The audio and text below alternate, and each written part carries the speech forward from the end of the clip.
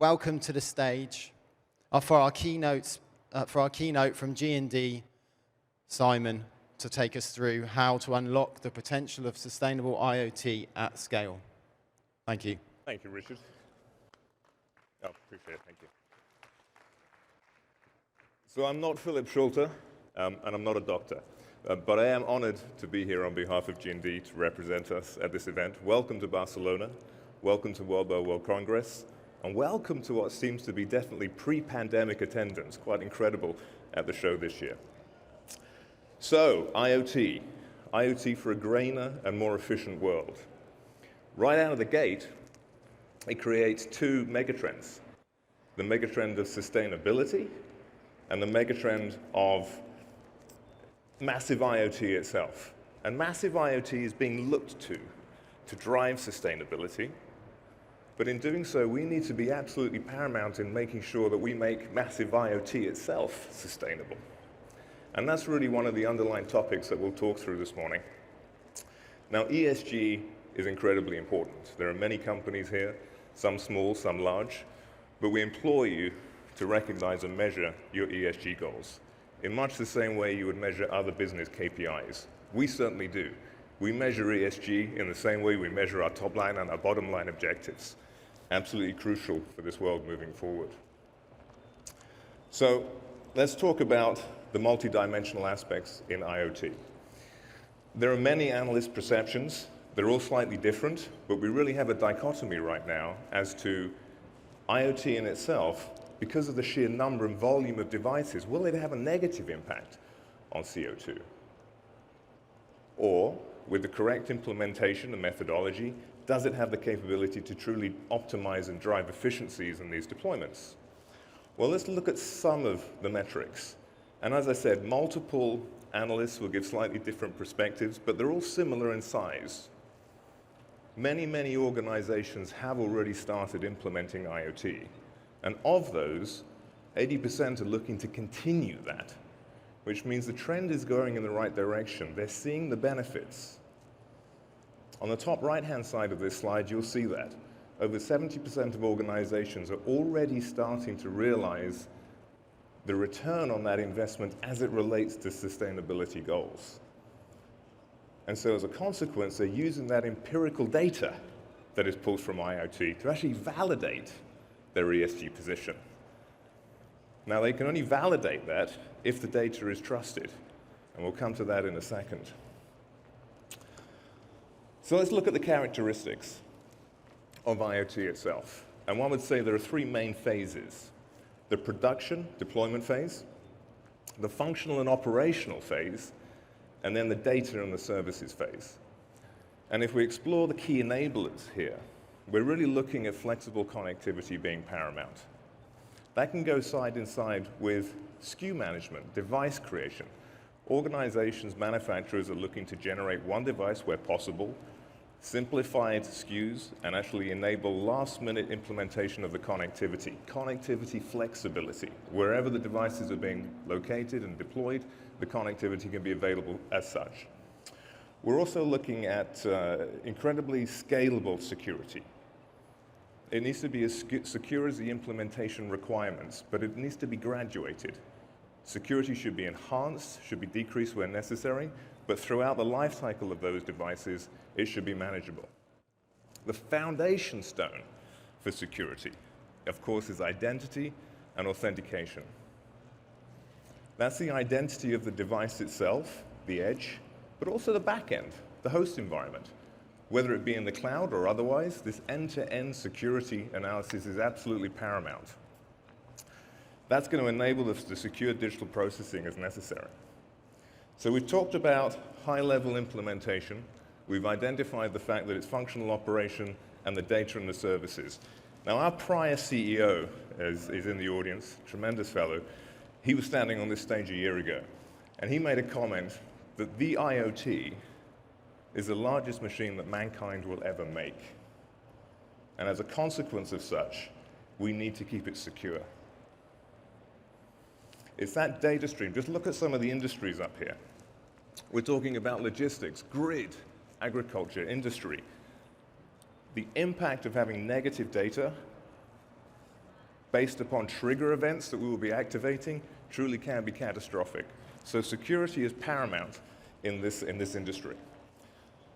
So as we talk about IoT, we talk about the security of IoT, and what I'd like to do now is take the conversation more towards the sustainability of IoT itself. And so I'd like to start with a little story, if you'll humor me. It was 11 years ago. 11 years ago, actually it was myself, but our company was invited, one could say summoned, to Infinite Loop. And the comment was as follows. There's a gentleman called Bob, who was head of all hardware at this organization, and he held up his phone, and he said, "Your SIM card takes up too much space in my phone." Now, I will tell you I'm paraphrasing. He said it very differently. But the intention was, how can we make this device smaller? The enablement of connectivity is absolutely crucial, but it takes up too much space in the device.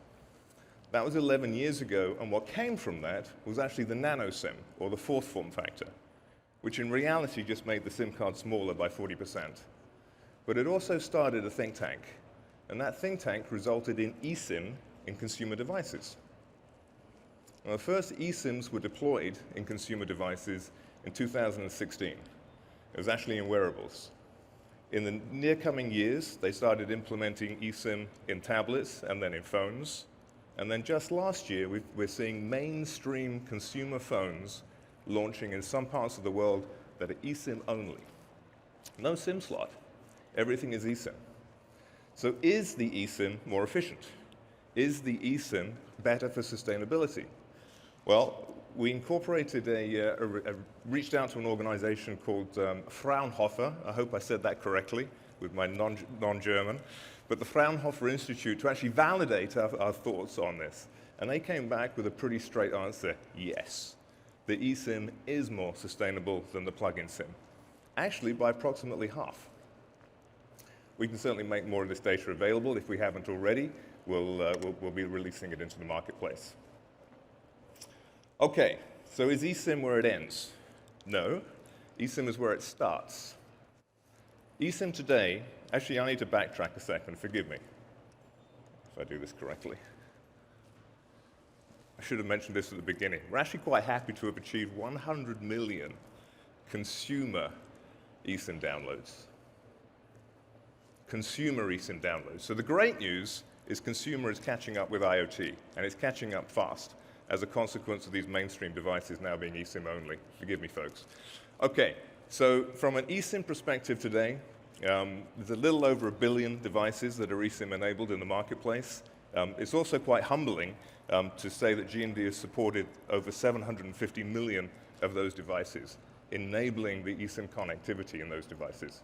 But it's going to grow pretty substantially. In fact, over 5 billion over the course of the next 5 years or so. And within those next 5-7 years, I think the view is that almost all cellular devices will be shipping with eSIM enablement in the consumer space. And what you're seeing is flagship devices moving down into mid-tier devices, and then ultimately the low-tier devices will incorporate it as well. So that is the eSIM, the embedded SIM. We're going to have a coexistence. It's already started. The iSIM implementation world is pretty nascent, but it's growing, and it's going to have pretty substantial growth over the course of the next few years. Obviously, at modest start, the growth is going to be very big, but it's much more idealized towards IoT devices as opposed to the consumer IoT.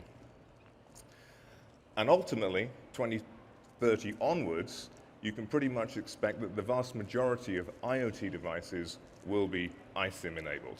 Once again, I'm creating the distinction between consumer and massive IoT. So, empowering massive IoT. Flexible connectivity, we've mentioned. Scalable security, adaptable security up and down the scale as needed. The trusted identification associated with the endpoint device, the edge, as long as the server, and then processing all of this data as well. How are G&D dealing with this? Well, we've coined a phrase, born connected. And the idea behind born connected is really one of simplification, it's one of efficiencies, and it's one of driving greater sustainability. So from a born connected environment, as we work with the industry colleagues, the intention is that a device, once turned on, is actually born. It's almost like a hello world. When the device is powered up, it's already connected. And we enable that through utilizing global bootstrap technology. That global bootstrap then allows production connectivity services to be enabled, but the global bootstrap provides a hello world instantly. Huge coverage. If you use the term global, you have to be able to provide global. So we're looking at over 600 networks and 185 countries where this capability will be utilized. And fact of the matter, it is being utilized today. As is the next bullet. This is last stage personalization. And one of the things that G&D has immense pride in is that we've always been driving towards standards, but we're not afraid of pre-standards. So as we work with the GSMA and the industry towards in-factory profile personalization, we've already utilized this and deployed it with companies that are driving over tens of millions of devices into the marketplace in Q4 last year alone. So in-factory personalization, including the bootstrap, and then really the in-field management of the device fleet. Not fleet as in cars, but the fleet of devices in general. Once they've been deployed, once they've been enabled, utilizing that secure infrastructure to update the devices in the field, whether it be firmware, whether it be security fixes as well. So with that, hopefully we've created a little bit of an outline to start the session tonight as it relates to the efficiencies of a greener world through IoT. Thank you.